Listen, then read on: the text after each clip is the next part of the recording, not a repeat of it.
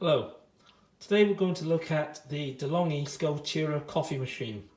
I bought this on Amazon for a bargain price of £115 and it looks like a hell of a lot more than £115 if you take a closer look. It's got some great features, some of which are to do with the cleaning and others are to do with just the simple production of coffee. So, what can I tell you? Well, one of the first things to tell you is that a number of people have alleged that there's a fault with the coffee machine and they've had to return it. This is not true. It's because this steam button has been depressed. So when you go to turn on the machine and you expect this OK light to come on, eventually, once the water is up to temperature, you'll find that the machine will turn itself off, as it has done there. Now watch what happens. If I depress this and take the, we'll turn it off, the steam off, and now press, whoops, now you see what will happen. Eventually the water will get up to temperature and the green OK button will come on for saying that it's ready to make coffee. Eventually it will, trust me. Basically that's what the fault is. Just make sure that this button has not been depressed from the last time you used it or when you were cleaning it. You can just about hear the steam building. Just make sure that's closed because this is the steam dispenser here. And there's the light on. It's ready to brew. Now I've not actually loaded it. The coffee machine does come with a combined tamper and measure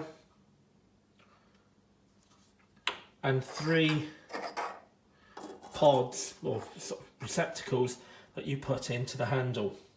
This one's for a coffee pod that you can buy, like a coffee bag. This is the single use one for 1 cup or 1 shot of espresso, and this is the double shot espresso or 2 cups. You notice that it has got, oh, hang on, I've got the wrong one. That's the single one, and this is the double. Now, I'm just going to turn this off because I want to show you something.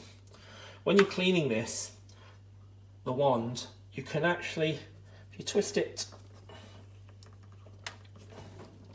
anti-clockwise, you can pull down and you can take this and wash it at your sink. Now, the other thing is this part here, this comes off as well. Again, by a bit of rotation and pulling down. Same thing, to put it back on, you just push it on and rotate. And then to refix this,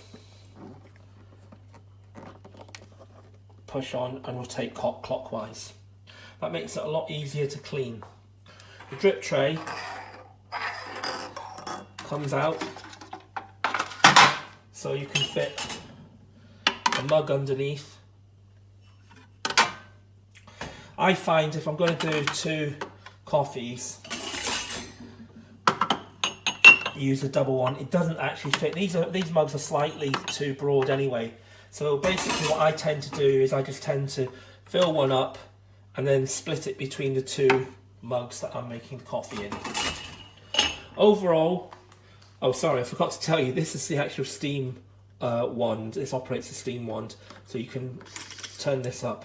Still water in there because it was heated. You rotate this and it increases the amount of steam coming through. Overall, I think you'll agree it's actually quite a good machine. The only criticism I have of it is this is a bit flimsy, this lid. You know, there's a little handle in here which allows you to take the water reservoir out, and the overall, if you hear that, it's not very nice, is it? But you can't really complain for £115 because when you look at the alternatives, they are the espresso pod machines, and to my mind those are, well, they may be consistent in producing good coffee, but they certainly don't give you as much options or variety as you have with actually having one that takes ground coffee. One last thing to say about this machine. It's very good. Sorry, I forgot what I was going to say. Anyway, I recommend